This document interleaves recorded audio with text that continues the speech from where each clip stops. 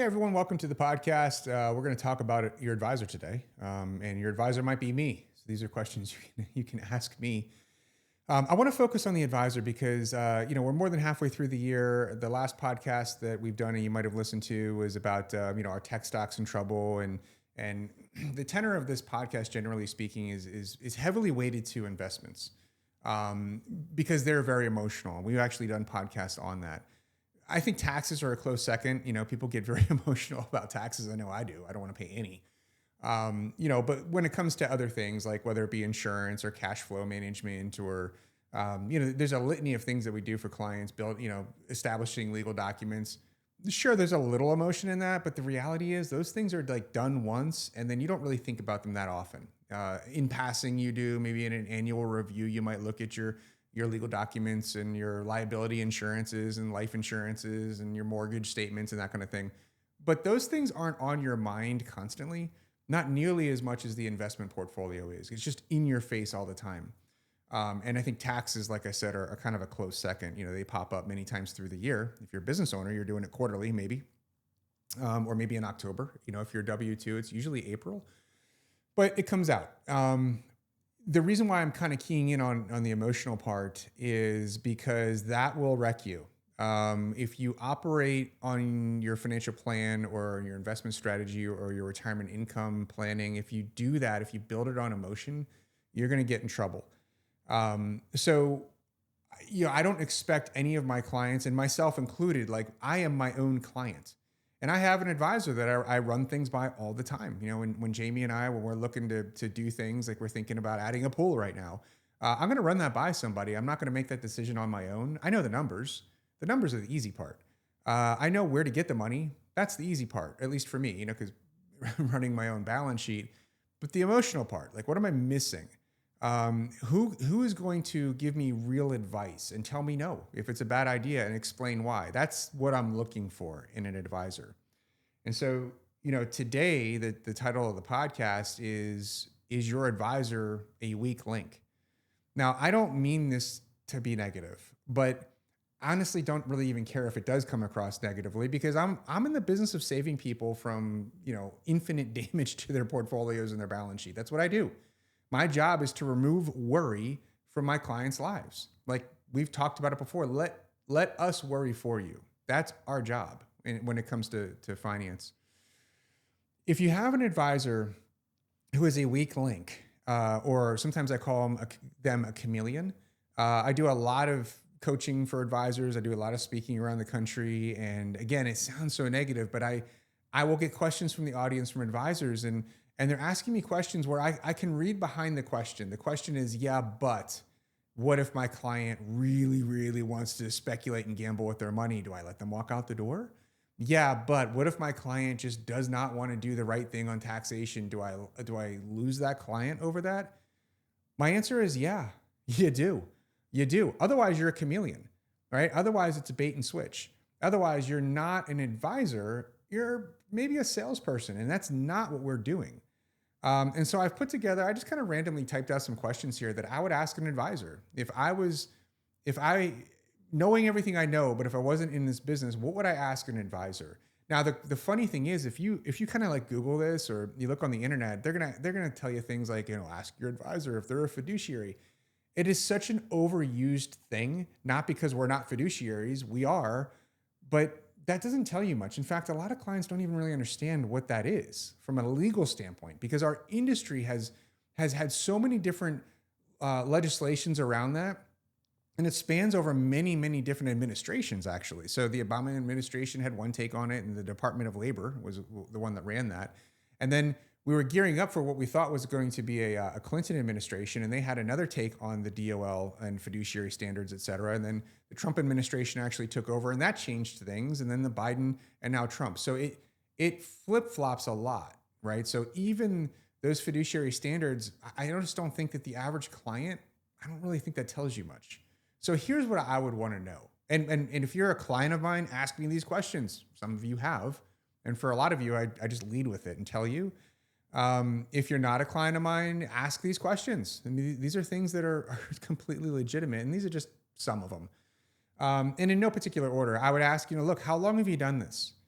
Now, this isn't fair.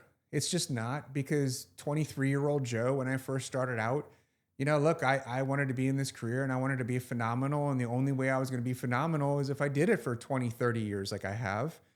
And so you got to start somewhere. I'm not saying a young advisor can't be a phenomenal advisor. But look, wisdom is information and experience when they collide. And you need wisdom from an advisor. You can't have somebody who has no experience. It's very difficult for them to navigate. So look, if your advisor is young, I would maybe ask, okay, well, who's your mentor? How long have they been doing it? That's a fair question. If you've got an advisor like, say I was 27-year-old Joe, I was 4 years in the business. That's not a long time. Well, Joe, who is your mentor? And the people that taught me, I mean, they had been in the business. One gentleman was in the business almost 40 years at that point.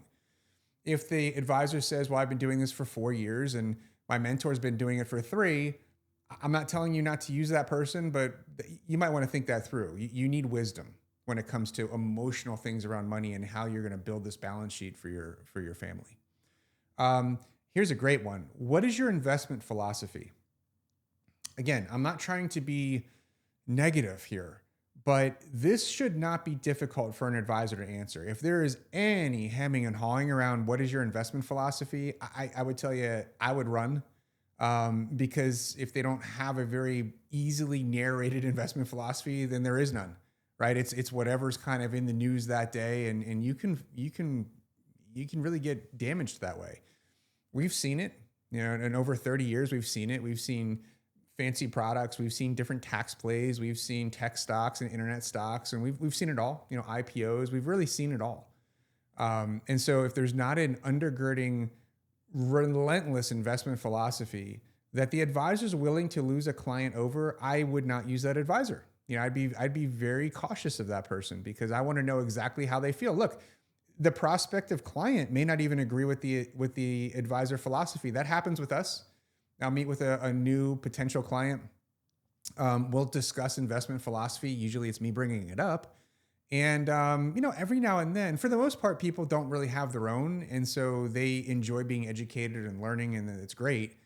Every now and then I have somebody that just cannot stop the gambling and the speculating and the this time is different. And we are not a fit for that person. I would love to work with them. I'd love to work with everybody.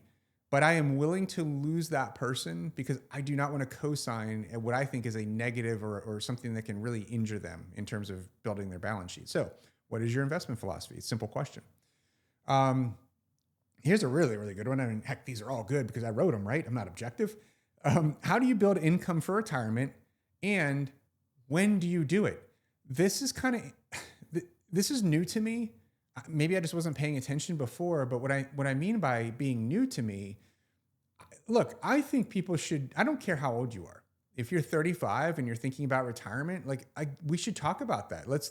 Obviously we can't predict the next 20 or 30 years, but we can model it out and have an idea of where you're headed directionally. It's like jumping on an airplane and say, I'm going to fly to San Diego from St. Louis. And I'm like, I have no roadmap. That would be insane. Right? You get on an airplane, you start flying to San Diego, you're going to make little micro adjustments along the way. Obviously, the wind changes and weather changes and whatever. So to have no idea where you're headed, even when you're really young, that doesn't make a lot of sense to me. But this is what's bizarre and what's new to me. I have a lot of new clients that have come to us, let's just say in the past, 3 years or so. And they're like my age, that they're in their 50s. And their biggest complaint is that their advisor just kept saying to them, like, well, you'll be fine. When they would ask about retirement income planning, you'll be fine. That is not going to remove worry from people. And that's our job, is to remove the worry for you. So, you need to ask your advisor, like, when are we going to build this income map? When are we going to look at an income policy statement, is what I call it? When are we going to do that? You should be doing that now. And it shouldn't just be a real simple kind of Monte Carlo, just one calculator kind of a thing. No, it needs to be a literal roadmap. What are we going to take? When are we going to take it? In what order? What are the different tax buckets at play there? What about if I pass away, how does that work with my spouse? What about Social Security maximization? I mean, there's a litany of stuff there. So I would ask your advisor, when are we doing that? And what was that going to look like? Give me an example. Show me a sample, right? It doesn't need to be a real client's data, but give me an idea. In that same vein of retirement income, how about, hey, Mr. Advisor, when are you retiring? Like, that's an important question. I'm thinking about it more and more. Obviously, I'm 51 years old. I mean, I'm not going to, listen, I've got 6 kids. A lot of you know that. Our youngest is 5. I'm not retiring anytime soon. Um, but if you've got an advisor, just like I was kind of picking on the younger advisors before, how long have you done this? Well, listen, it's fair to ask we'll just say more veteran advisor rather than an older advisor. When are you retiring? Like, are you going to sell this business? What's going to happen to me if I trust you to build my income planning and then, and I retire, say 5 or 6 years down the road, but you retire before me or soon thereafter? Like, well, who's going to manage this for me? Those are important questions. This is not just, hey, build me a portfolio and hope for the best, right? Help me with my legal documents, sell me some insurance, work on my mortgage, and then hope for the best. You're really, at least from our perspective, you're signing up for some of you, for a lot of you, a lifelong commitment, right? I mean, we're going to walk you right up to the exit of a business or right up until you're leaving the workforce and retiring, and then through that. And so if you've got an older advisor, look, they're not going to work forever. I understand that. Who's waiting in the wings? Right? How long have you mentored those people? What is their investment philosophy? What would that look like? Get to know them now. That's important. I mean, that's if it were me, critically important. What are your non-negotiables? We did a whole podcast on this. You can go back. It's probably, I don't know, 3 or 4 pods ago. What are you willing to lose a client over? I can tell you that straight as an arrow. I mean, it's not that difficult for me. We will not speculate and gamble with your money. We will not co-sign you doing the same. So if you don't want to work with us because of that, I don't want to lose you, but we're going to lose you. I'm not going to have people lose 50% of their money or have the potential to because of speculating and gambling with their money. Go to Vegas for that stuff. We don't do it in portfolios. Look, I'll lose a client over just not insuring their life or buying the right amount of, umbrella policy. I'm not a licensed property and casualty agent. But I can look at somebody making $500,000 a year that has no liability coverage, and I can tell them to go to their property and casualty agent and fix it. And if they just say, no, I'm not going to do that, like, we're not going to work with somebody like that. Not because we don't like them, not because they disagree with us, because just like my doctor, if my doctor's telling me, hey, you really need to do this or exercise that way, or, your dentist is telling you, hey, floss, and you just say no, well, what's the point? Why go to the dentist? Just to fix all the problems? Like, we don't want to do that. We want to build something for you so that your family has all those hopes and dreams and desires and legacies. And it's an amazing thing we can build together, but I am definitely willing to lose clients over just really, really, contrarian behavior and philosophies. And so your advisor should know what those things are. Here's a great one. How long has your support staff been with you? Look, I'm happy to report Sarah Apple, who a lot of you know, all of you know, really, if you've been with us any period of time. I think she just started her 15th year with us. And that's important, right? I mean, keeping staff with you for long, long periods of time is as important, I think, as the advisor being around. Because, that staff support person, while you may not interact with them all the time, and obviously they're not going to build your income statements and, your investment portfolios and taxes and legal documents and insurances, I get it. But they're the ones that are doing the incredibly critical job of handling the paperwork, making sure that the custodian's paperwork matches the investment management paperwork, and making sure insurance policies get underwritten the correct way and that the documents are signed the correct way. I mean, they're critically important. We don't want a lot of turnover there. Right? I understand that we don't keep employees forever. If you're a business owner listening to this, you're rolling your eyes going, man, I wish I could keep somebody that long. I understand. And there's always going to be staff turnover. But, the direct support staff should not be somebody that's every 6 months, a year, or something like that. Just something to kind of keep in mind. How long has your support staff been with you, and how old are they? What's their plan? In that vein, what happens if you die, become disabled, or leave the business? I mean, look, I could die tomorrow. We had a client pass away from a heart attack recently. A healthy guy, my age, died in his sleep. It happens. It could happen to me. I could become disabled. I could sell the business. So what's the plan around that? You're my client. I build those plans for you. If you die, become disabled, when you retire, like, I'm building those for you. I have those too. right? So I have advisors waiting in the wings. If something were to happen to me, I know exactly who they are. I know how long they've been in business. I know their philosophies. They all match up. They all, it would just be like working with Joe with a different personality. So that's a question you want to ask people. What are the contingency plans here, right? Who else is around? Kind of a longer podcast, but it's been on my mind recently, as we have a lot of people retiring. We've gotten a lot of new clients. And so I want people to understand the heart we have, again, is to remove the worry for you, whether it's in investing or insurance or income planning or tax plan, whatever it might be. And the only way that we can do that is if we have an in-depth knowledge of who we are. We're all taught on our side to know your client. That is true, but we need to know us. How do we operate? What are our philosophies? How do we treat our employees? What's the business here? What's the continuation plan? These are all things you should know too. So thanks for listening again. Check out the video. We've got Apple Video. It's right there on your phone. Just click it. You can get the video of this, which is kind of newer for Apple. Obviously, video on Spotify, video on YouTube. And we'll talk to you guys soon.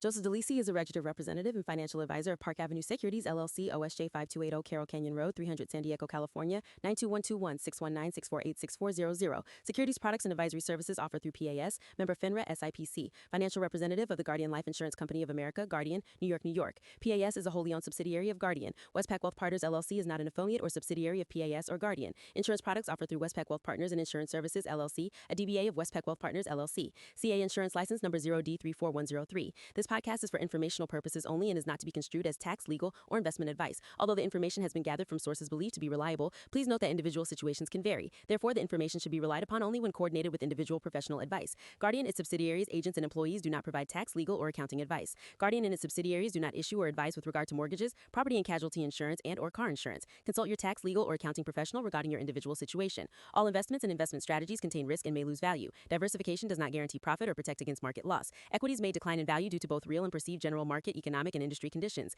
Investing in securities of smaller companies tends to be more volatile and less liquid than securities of larger companies. Investing in the bond market is subject to certain risks, including market, interest rate, issuer, credit, and inflation risk. This material is intended for general use. By providing this content, Park Avenue Securities LLC and your financial representative are not undertaking to provide investment advice or make a recommendation for a specific individual or situation, or to otherwise act in a fiduciary capacity. Past performance is not a guarantee of future results. Indices are unmanaged and one cannot invest directly in an index. 9023 039.1 expires July 2028.